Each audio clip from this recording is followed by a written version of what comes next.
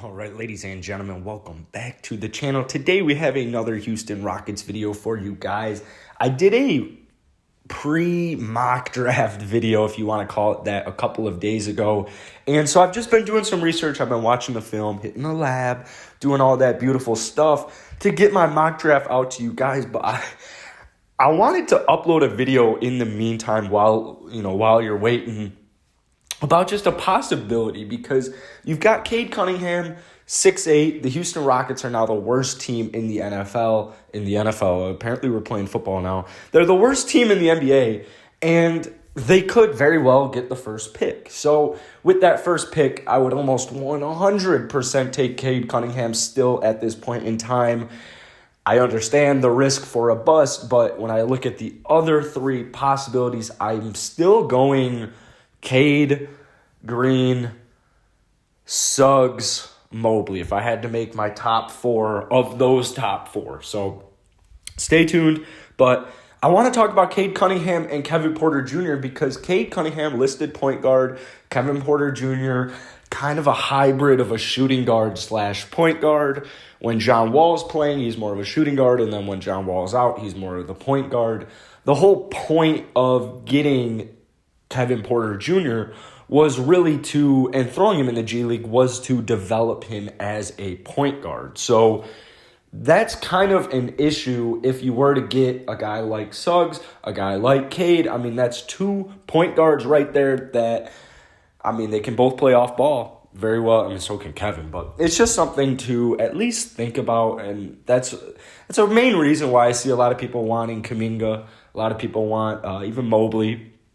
But let's take a look at Cade Cunningham, because Cade Cunningham and Kevin Porter Jr., that duo could work. I would love to trade John Wall, get any value possible, like literally even just above average small forward.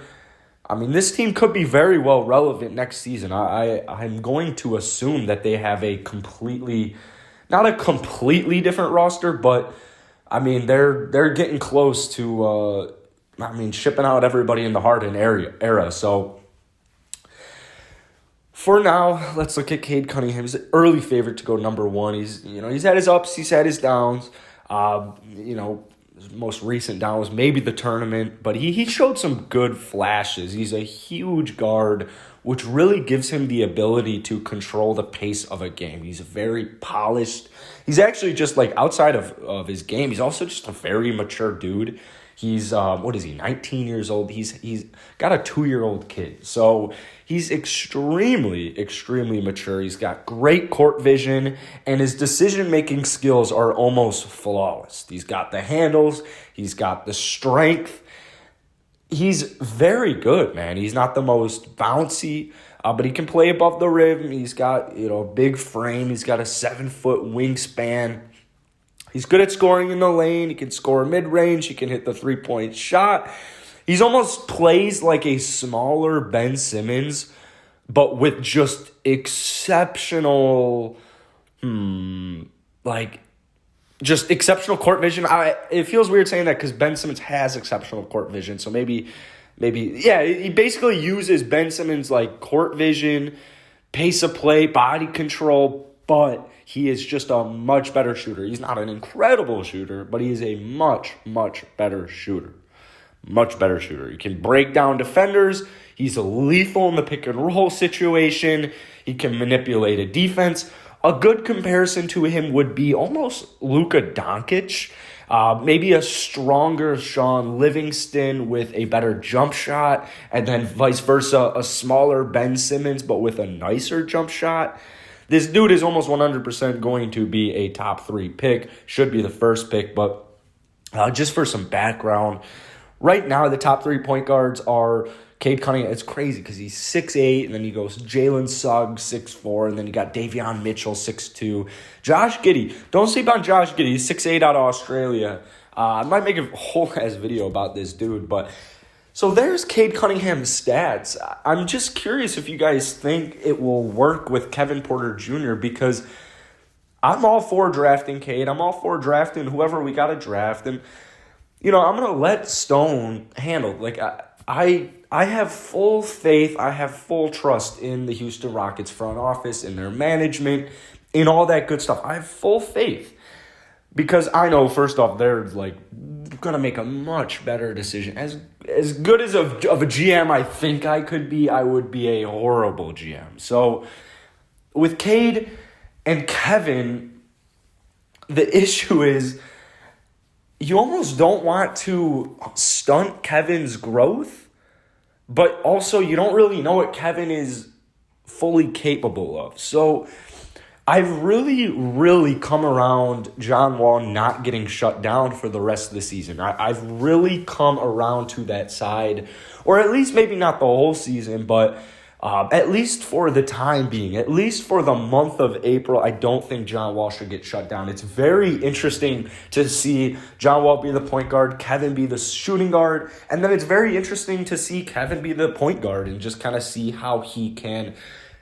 run an offense. Like, they got a great win last night against Orlando, a very bad Orlando team, might I add, but it was a good team win. A lot of dudes went off, like Kevin, Christian, and Sean Kelly. They all played good games. So right now, I want to see more Kevin off ball, because I know when Kevin came into the league, listed at shooting guard / small forward, he's big enough to play, three positions. He could play 1 through 3 if he really had to. Going into this season, he was a shooting guard, but he could play point guard. He could play small forward. He's not going to say no.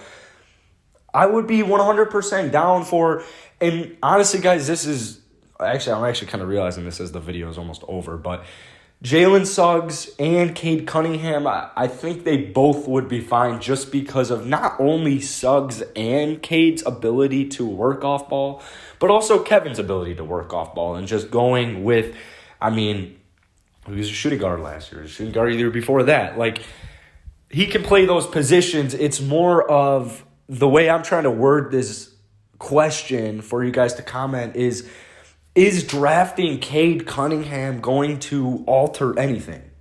Because when I see Kevin Porter Jr., when you see a good Kevin Porter Jr. game, you're like, oh my God, this guy could actually average in his career or just in a season. Like, this dude could actually average 25, 6, and 7. Like, something like that. 25, 7, and 6, 25, 4, and 7, whatever it is going to be.